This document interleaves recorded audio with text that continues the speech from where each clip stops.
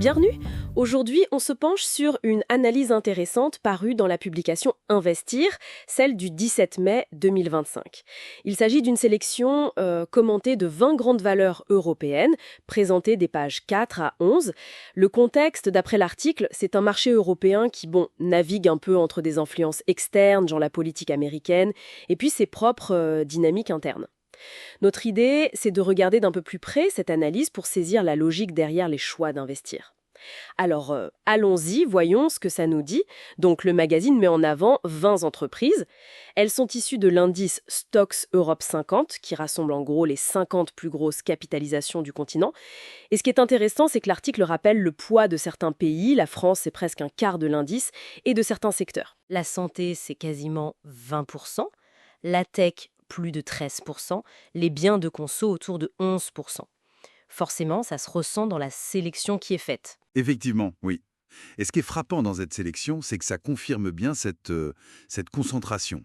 Investir met en avant des poids lourds de la santé. On y trouve Roche, Novartis, Novo Nordisk, Sanofi. Et côté tech, on a ASML, SAP, Schneider Electric.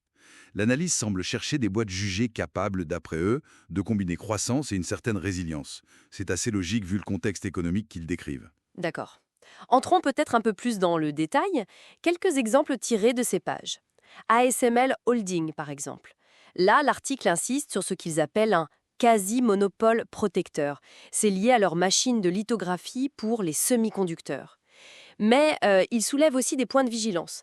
Il parle des risques géopolitiques, notamment avec la Chine, les restrictions d'exportation. Oui, c'est un point sensible pour eux. Et la conclusion d'Investir, c'est conserver pour ce titre. Si on passe à LVMH, là, le magazine met en avant le statut de premier rang du secteur du luxe, une rentabilité jugée très solide, mais l'analyse pointe aussi une sensibilité possible à la conjoncture économique globale. Pourtant, malgré ça, la recommandation, elle, est achetée.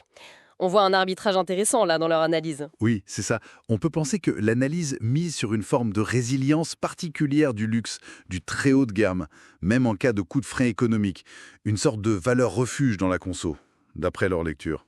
D'accord. Un dernier exemple peut-être, Novo Nordisk. L'article souligne la forte croissance tirée par les traitements contre le diabète et l'obésité. Son profil de pure player, donc très spécialisé, est présenté comme un atout, mais il note aussi une valorisation boursière élevée. Oui, c'est souvent le cas avec ce type de profil en forte croissance. Et là aussi, l'opinion est achetée. Ce qui est intéressant, si on compare ces trois cas, c'est de voir comment l'argumentaire d'investir s'ajuste. Pour ASML, le cœur du truc, c'est la barrière technologique, quasi unique. Pour LVMH, c'est la force des marques, leur pouvoir d'attraction. Et pour Novo Nordisk, c'est le succès d'une stratégie hyper ciblée sur des marchés en pleine explosion. L'évaluation des risques et du potentiel est vraiment calibrée différemment à chaque fois. Et si on prend un peu de recul, en regardant l'ensemble des 20 fiches analysées par Investir, il y a des critères qui reviennent tout le temps. Ils insistent beaucoup sur la rentabilité opérationnelle, sa durée, les perspectives de croissance future, que ce soit par l'innovation, la R&D ou même la politique de dividendes.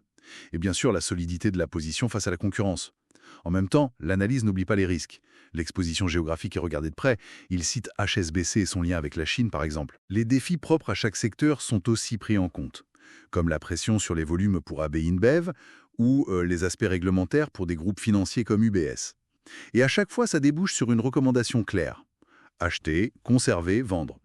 Ça reflète la conclusion de leur équipe d'analystes. Jugée pertinente à un moment donné. Pour chacune, ils montrent ce qu'ils voient comme les points forts et les points faibles. Notre but ici, c'était de comprendre cette logique, le raisonnement derrière, sans forcément reprendre les recommandations à notre compte. Ces choix semblent chercher des entreprises leaders, solides, mais en intégrant aussi les incertitudes du moment. Tout à fait. Et ça nous amène peut-être à une réflexion pour aller un peu plus loin, en s'inspirant de cette analyse justement. Investir se concentre logiquement sur les fondamentaux actuels, les perspectives qu'on peut identifier aujourd'hui. Mais ça soulève une question, non? Au-delà des facteurs bien identifiés par l'article, quels éléments émergents ou peut-être moins prévisibles? Je pense à l'impact réel de l'IA générative sur les business models ou à des changements sociétaux plus profonds. Quels éléments pourraient vraiment changer la donne pour ces 20 entreprises d'ici 5 ou 10 ans? C'est une interrogation qui prolonge un peu la lecture de ces analyses, je trouve. C'est une excellente question pour terminer. Notre exploration de ces pages d'Investir s'achève donc ici.